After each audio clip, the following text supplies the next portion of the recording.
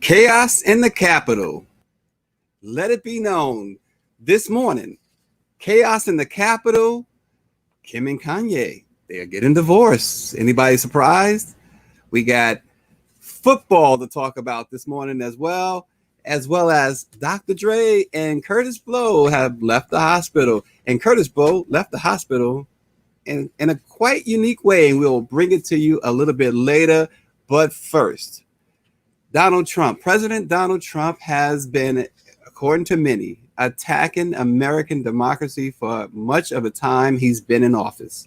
He has told repeated lies about voter fraud, undermining people's confidence in the election. He has defied parts of the Constitution. He has spent his final weeks in office pressuring other government officials to overturn the results of an election he lost. He has also encouraged his supporters to commit violence.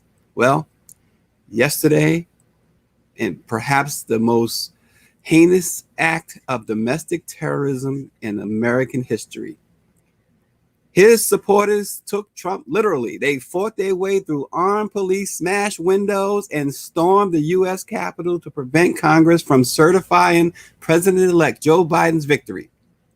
They then spent several hours inside the building, vandalizing offices and the House floor. We saw photos, folks, of one individual with his feet up on Nancy Pelosi, the House Speaker's desk. We saw the Confederate flag being taken into the Capitol. We also saw unreal images. They erected the gallows at the Capitol. They hung a noose there in the gallows. 14 law enforcement officers were injured. Vice President Mike Pence and members of Congress were hustled away from the Capitol. Many had to shelter in different parts of the Capitol. In the end, a woman, one of Trump's supporters who flew across the country to join this, was shot and killed inside the U.S. Capitol building. And that is no small thing. A physical assault on the nation's seat of government is never a small thing. And it was not a one-time event, because it's been an extension of Trump's message. It's been boiling over for some time. Listen to or let me tell you what one political scientist said. He said, we're seeing more and more citizens expressing openness to violence. Another said, this was to be expected. What do you expect when the president of the United States refers to his political opponents as bad people, the enemy of the people, quote unquote? And then Trump himself, yesterday at the rally, he said, fight like a boxer with his hands tied behind his back. This is a quote from the president. We're going to have to fight much harder. And then Rudy Giuliani, perhaps sealing the fate of what was to happen. Let's have trial by combat. And Donald Trump Jr. joined in at that rally yesterday. He says, we're coming for you, and we're going to have a good time doing it. Trump took to social media. He said, these are the things and events that happen when a sacred landslide election victory is so unceremoniously and viciously stripped away from great patriots who have been badly and unfairly treated for so long.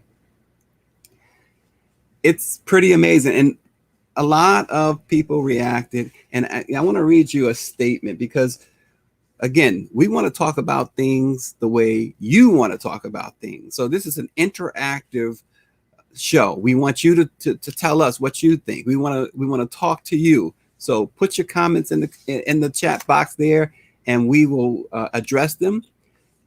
But here's what. First of all, Chris Mullin, retired NBA star Chris Mullin, said. He said, "I'd shudder to think if these protesters were black." And more to the point, Philadelphia 76ers coach Doc Rivers, I have a statement from Doc, and it reads, "It's pretty disturbing and sad What it's not is, I keep hearing this attack on the democracy. It's not. Democracy will prevail. It always does. It shows a lot, though. When you saw a protest in the summer, you saw the riots, or more the police, the National Guard, and the Army. And then you see this and you saw nothing.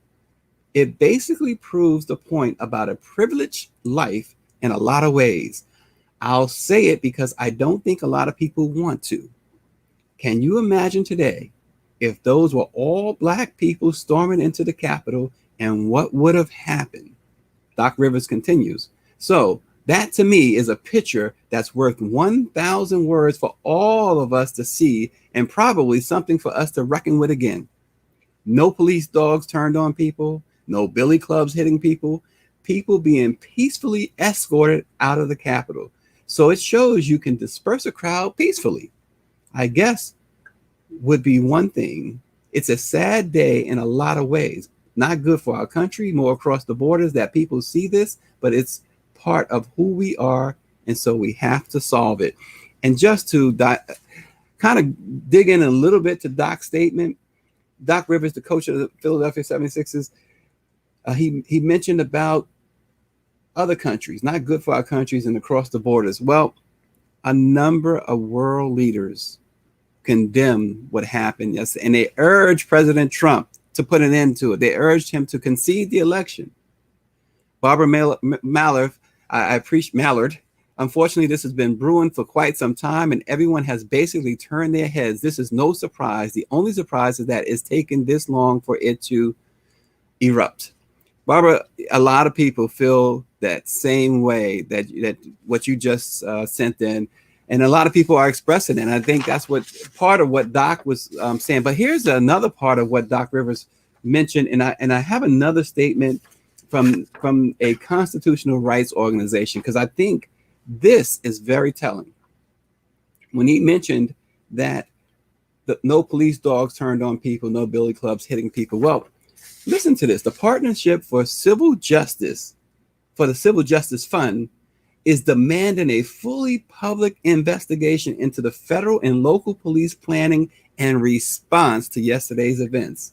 They're asking for the termination and prosecution of all officers and officials found to have condoned or colluded with the violent mob that attacked the Capitol yesterday. There are images of police officers opening the gates and allowing the people to come in. The videos are quite shocking. And then there are also images of police officers actually fighting with some of the some of the rioters. And I'll never forget one scene, and it's not funny. The officer trapped pretty much in the halls of the Capitol, and he's fleeing from the aggressors. It was the most incredible thing that you've ever seen and ever imagined seeing in the U.S. Capitol. And remember, a life was lost yesterday, whether you agree with her position or not. Her mother-in-law issued a statement saying, we tried to talk to her about not going to Washington. We don't know why she decided to go. They found pipe bombs at both the Democratic National Committee's headquarters in Washington and the Republican National Committee headquarters in Washington.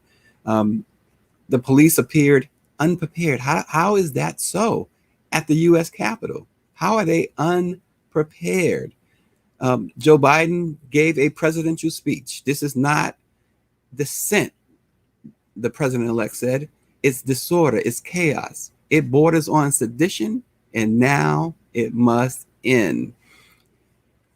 One of the more shocking things too was that a Virginia lawmaker was among those who actually stormed the Capitol, a state legislator from Virginia. And when we get his name, I will certainly relay it. But nonetheless, lots and lots of chaos. But at 3:45 this morning, the Electoral College votes were finally affirmed. And that's what this was all about. The votes were finally affirmed at 345. And believe it or not, there were still objections after the chaos, after the riots last night. Ted Cruz, the senator from Texas, pushed the votes from Arizona, actually. He pushed for those to be thrown out. 6 Republican senators went along with him. Obviously, not nearly enough needed to overturn those votes and stop Joe Biden's win from being confirmed. But politics. I tell you, I have never been into politics. I cover politics, never been into politics, but watching for individuals who are not into politics, when they see this, do you think it encourages them to become involved? It's kind of hard to see. It really is. The wisest man who ever walked the earth, they tried to seize him to become king, and he fled. He wanted no part of politics, right? And that's probably why he's the wisest man who ever walked the earth, right? The Electoral College. So 306 votes for Biden, 232 for Donald Trump.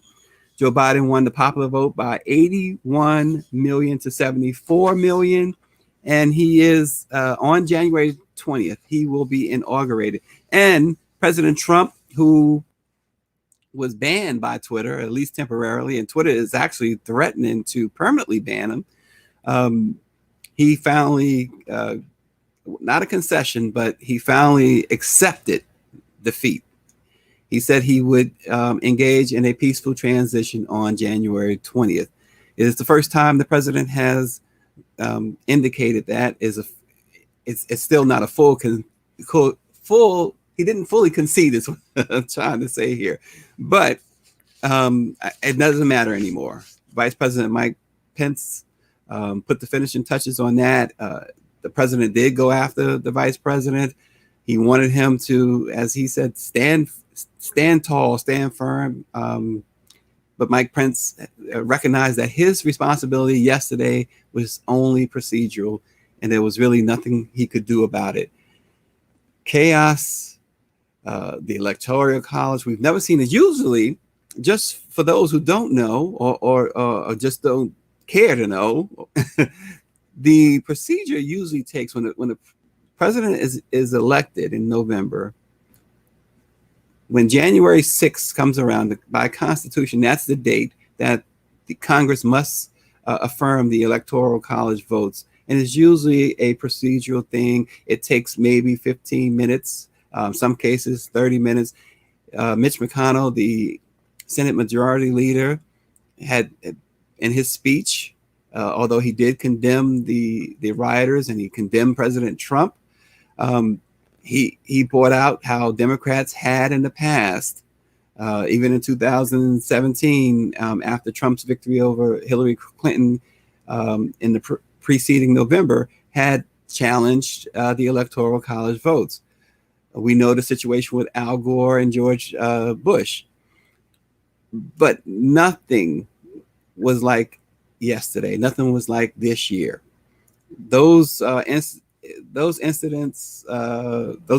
instances only took minutes. This one took hours, and it also took a riot. It was incredible to see. Wow. A lot to do. We're going to be at the blackpressusa.com. You'll be reading a lot about this, but you'll be reading about it from different angles. And the angle, of course, the African-American perspective. We've read Doc Rivers' statement, and we've seen so many others come out and condemn what happened. But tell us what you think. We want to hear from you, because that's the important thing. It's not what we say, it's what you say. So talk to us. Send us your comments, type in your comments. And at some point, if you're passionate enough, we invite you to come on and join us and sit in and do the news with us. That would be fantastic. So we got some, let's move on. Kim Kardashian. I'm not one to talk about the Kardashians. Never talk about the Kardashians, because Well, I just don't talk about the Kardashians. I'm not a big Kanye West fan either, for that matter, but they are intriguing. Kanye West ran for president, didn't he? They are divorcing. Anybody surprised? Yeah. But here's the thing with that. First and foremost, here's the news with that. One source says that Kim and Kanye, and I'm reading from a statement, they are keeping it low key, but they are done. Kim has hired Laura Wasser, and they are in settlement talks. Laura Wasser, if you don't know Laura Wasser, she is known as the divorce queen. She gets large settlements for her clients, mostly women clients. When she steps in, you know that the only settlement will be the further enrichment of the party she's representing. She's never in it for to lose, and she never loses. Kim is 40 years old, and one of her friends said she hasn't been wearing her wedding ring. And Kanye, who is 43, has remained at his $14 million ranch in Wyoming. So they are, it's Splitville. And Yasser Khalid, fascism has arrived in America in the form of blind patriotism. Well, again, Yasser Khalid, that is echoed by many. If you watch the statements that have come in, if you've seen, obviously, social media, Facebook, Twitter, they have echoed those same sentiments. Back to Kim, though. Kim and Kanye, or Kimye. So apparently her last straw was when he ran for president, is the rumor anyway. She thought he was off the rails. Now, for her to say that is interesting. Kanye West, and this is no breaking news, Kanye West has a lot of mental health issues that he's been dealing with. So I think it would be good to tread carefully on how we disseminate information about Kanye. I think it'd be good, even obviously for his wife, to kind of hold back on the perceived insults. He's not been known to be stable all the time, and a lot of celebrities have reached out publicly to try and assist Kanye. Don Wagner, Black Lives Matter was called domestic terrorists, etc. this summer, but the true domestic terrorists showed up and showed out yesterday. Let's see if the wheels of justice flow like a mighty river. Wake up, America. Well, again, Don, we appreciate that comment. We will see. I know that many are calling for the arrest. There were some arrests. There were news footages of some being arrested, but we know that there are many outstanding or characters out there that participated that have not yet felt justice at all, or the wheels of justice spinning anyway. So we will see. That's a still developing situation. Want to go quickly because we want to get to more viewer questions. Just quickly run down two quick things. Dr. Dre, the hip hop icon, is improving. He himself put out a statement late yesterday, says, "I'm getting better." He thanked the doctors at Cedars-Sinai Hospital. We our best to Dr. Dre. Don Wagner, we appreciate you. First time viewer. Every morning, Monday through Friday, we will be here same time, 7:30 a.m. But Dr. Dre, we are so glad Dr. Dre is getting better. And speaking of getting better, last month, hip-hop pioneer Curtis Blow had a heart transplant. He's been in the hospital for over a month. I have spoken to Curtis's wife, Shirley Walker, and she said he is doing great. Well, yesterday, Curtis Blow did leave the hospital in one of the most unique ways that you could ever see a person leave the hospital. Let's check it out. Well, these are the birds.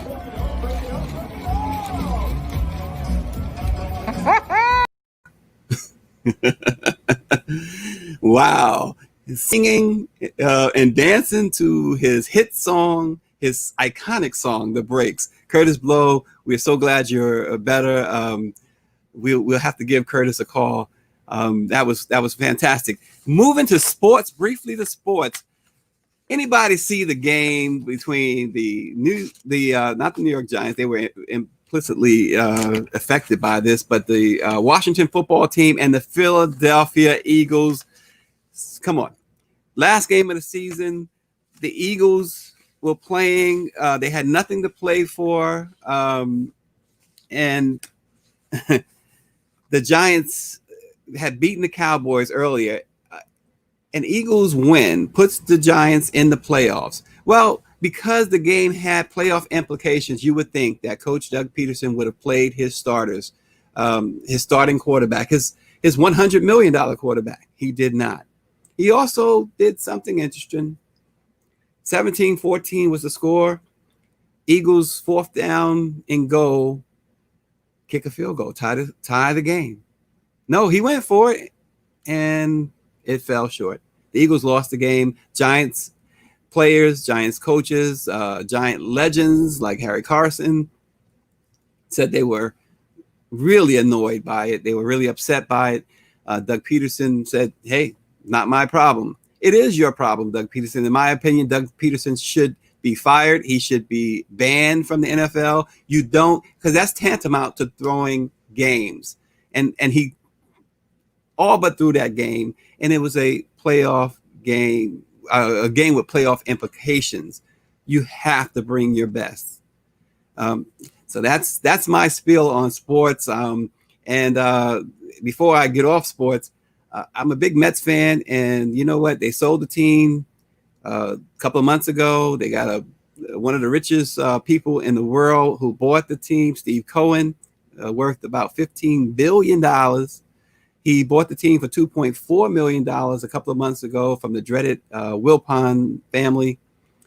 And yesterday, the New York Post said that last year alone, Steve Cohen made another $1.6 billion in his other businesses. Well, put some money into the team. Let's sign some free agents, okay? George Springer, Trevor Bauer. Let's bring them home. Let's go Mets. All right. So, viewer questions. Now, we've had some great live streams throughout 2020, and we plan a whole lot more this year. A lot of special guests. Among them, Dr. Fauci, Dr. James Hildreth, and of course, a whole bunch of celebrities. We're going to bring up some comments now because we want to talk about it. They're important to you, so they're important to the Black press of America. So let's bring up some comments.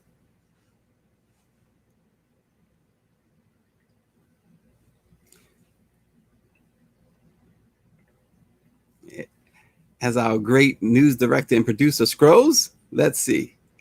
This is about Missouri Republican Senator Josh Hawley objecting to the Electoral College votes. In fact, Josh Hawley did indeed object despite the riots yesterday. So some of the responses. Cliff Buck, oh yeah, then the Confederate senator from Missouri was kneecapped by the Confederate senator from Texas, Ted Cruz. Now they will be locking horns in a battle to become America's first dictator in 2024. Both according to 74 million racists that voted for Trump. They should be renamed as the American Apartheid Party. Wow. Now, this full disclaimer, look, the Black press is in no way endorsing that the 74 million people who voted for Donald Trump are racist. We won't go that far. But Cliff Buck, we respect your opinion. David Chandler just now posted old news. Now there are at least 12 senators and many House members pledged to do their constitutional duty to demand the mountains of sworn testimony and evidence be investigated. So David Chandler obviously is in agreement with Donald Trump that the election was stolen from him. And keep in mind, too, what's interesting from the Black press's perspective and from Black people's perspective anyway, the votes that were challenged in Georgia came from heavily populated Atlanta and Fulton County and DeKalb County as well. The votes that were challenged in Wisconsin came from heavily Black populated Milwaukee. And we can go on and on. So there's an apparent theme there. And we know that those in politics have talked about, and others, many others, have talked about the suppression of the Black vote. Many have talked about how they've dismantled, basically. Dismantled, I'll use that word, the Voting Rights Act. There's been a lot of instances of reports of voter suppression, voter intimidation, and other incidents to keep African Americans from exercising their right to vote. We have other comments. As I mentioned, we had Dr. James Hildreth, the president of Meharry Medical College, on the live stream talking about the COVID vaccine, the COVID-19 vaccine. Now, Dr. Hildreth was on the board of the FDA that approved the vaccines that we now have. And we talked to Dr. Hildreth about a range of topics, including things like whether or not Black people should take the virus, whether it was safe for Black people to take the virus. He totally believes so. Of course, the Tuskegee experiment keeps coming up, and other injustices that were done to Blacks due to medical science. Elise Muhammad wrote in, "Science has advanced, and the way of racism has advanced along with it in the consistent march and agenda of racial genocide that we cannot ignore, even if we are so afraid of COVID that we want to ignore this backdrop. Also, it is not yesterday that these atrocities have been released on us. It is today. Sadly, we have not advanced much if we are not listening to the wisdom and guidance of the Honorable Minister Louis Farrakhan, but instead are trusting this industry because we have African Americans, quote unquote, on a quote unquote review board. Just because there are Blacks on these boards does not mean that what is behind this is not an agenda." And again, we respect all these opinions and thoughts. And there's more. I was trying to read, okay. Toussaint, Denmark, Enugu, and I hope I pronounced that correctly. In shielding oneself against any type of virus, why wasn't the subject of diet ever addressed?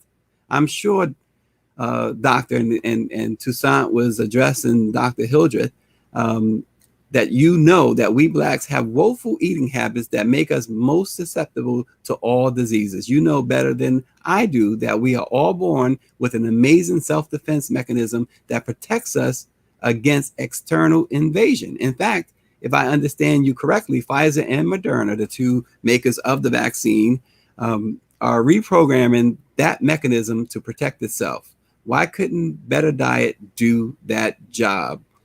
Well, that's a great question. Diet is a problem. We know that there are a lot of food deserts in Black communities. We know that there's not a lot of access in many Black communities to healthy food.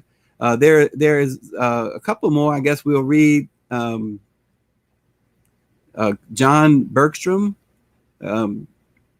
says that was a good question to Christy Rivers, who had asked, why do I need to take the vaccine when I still have antibodies to the coronavirus? And John Bergstrom says you might not need to get the vaccine, but it still might be a good idea depending on your level of immunity. Each person is probably somewhat different. We've had also Dr. Ebony Hilton and Dr. Leanne Webb, Dr. Cameron Webb, Tyson Bell, and others from the University of Virginia on who have taken the virus. In fact, Dr. Ebony Hilton yesterday had her second dose, and she has reported that she is doing fantastic. No real side effects at all. You know, this virus is still here, and we need to take the vaccine. Has taken the vaccine. I said taking the virus, didn't I? We need to do better. We need to figure out if the vaccine is for us. we certainly need to wear masks. We need to social distance. We need to wash our hands for 20 seconds at least. Soap and water, hot water if you can, but soap and water, wash your hands. Soon, perhaps we'll be all eligible to get the vaccine. First responders were the initial recipients of the vaccine. So we'll see what happens as more come in. President Joe Biden has promised that there will be more vaccines available. So let's see what happens. But listen, join us tomorrow morning. We'll have more topics for you to discuss with us. Please be more interactive. This is your show. Let it be known. Wear a mask and stay safe.